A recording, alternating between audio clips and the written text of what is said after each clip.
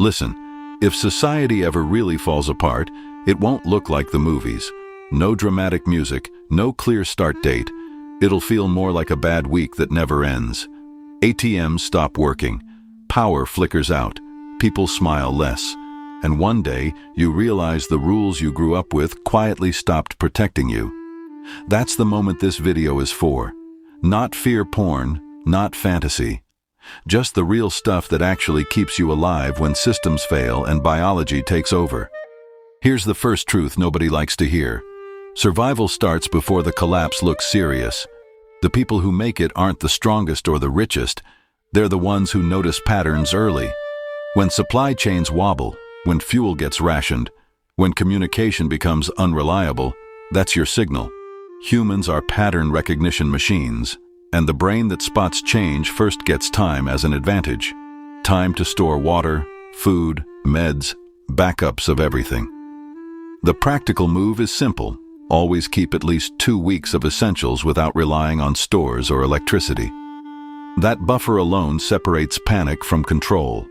This section is based on practical field survival experience rather than formal academic sources. Next comes energy, because without energy, your world shrinks fast. No power means no refrigeration, no heat, no charging your phone, no information. Your body runs on calories the same way machines run on fuel, and when calories are scarce, people get irrational. The insight here is biological. Hunger reduces impulse control and increases aggression. That's not opinion, that's neuroscience. So food isn't just nutrition, it's emotional stability. Shelf-stable calories matter more than fancy survival meals. Rice, beans, oil, sugar, boring food keeps your brain calm and functional. The practical takeaway is to prioritize calorie density over taste, because calm thinking beats gourmet meals every time. This section is based on practical field survival experience rather than formal academic sources. Now let's talk about water, because you can survive weeks without food, but only days without hydration. When systems collapse, water becomes heavy, dangerous, and political. Physics matters here. Water flows downhill, contaminants concentrate, and dehydration kills decision-making before it kills the body. The smartest survivors don't chase bottled water. They learn how to make dirty water safe.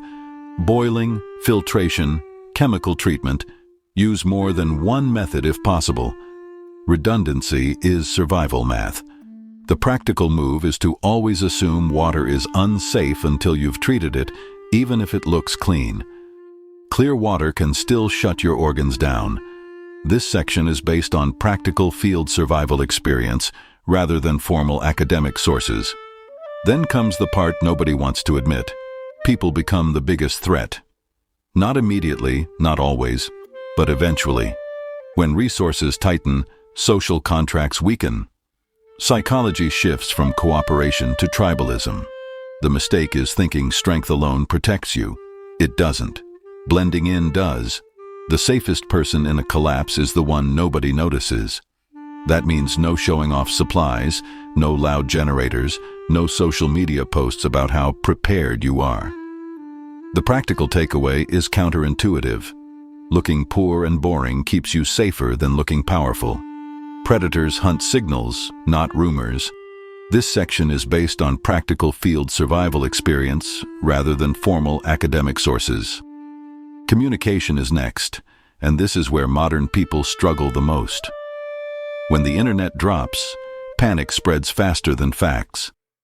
Humans evolved to survive with small, trusted groups, not endless information streams. The insight here is social biology. Strong micro-communities outlast lone wolves. One person with supplies is a target. 5 people with shared skills are a system. The practical move is building trust before you need it. Neighbors, friends, family, people who know your face and your value. Skills matter more than opinions. Be useful, not loud. This section is based on practical field survival experience rather than formal academic sources. Now let's talk about movement, because staying put forever is rarely an option. Cities decay fast when logistics stop. Waste piles up, disease spreads, noise attracts attention. Physics again, dense populations amplify risk. At some point, leaving becomes safer than staying. But movement without planning is how people disappear. The smart approach is having multiple exit routes and knowing where you're going before fear makes decisions for you. The practical takeaway is simple. Never rely on a single path or destination. Flexibility beats speed when chaos changes the map. This section is based on practical field survival experience rather than formal academic sources. Finally, here's the part almost no one prepares for: the mental collapse. Loneliness, fear, uncertainty, they destroy people faster than starvation. The brain needs routine and purpose to stay stable. Survivors create structure even in chaos. Same wake time, same tasks, same responsibilities.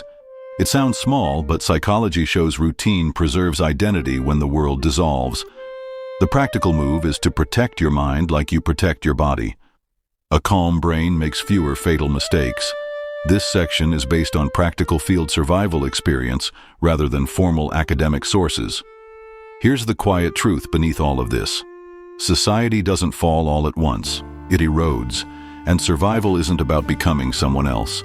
It's about remembering what actually matters when everything artificial disappears.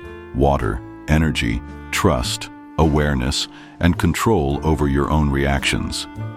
If this world ever goes dark, the people who make it aren't the loudest or the cruelest. They're the ones who stayed calm while everyone else waited too long.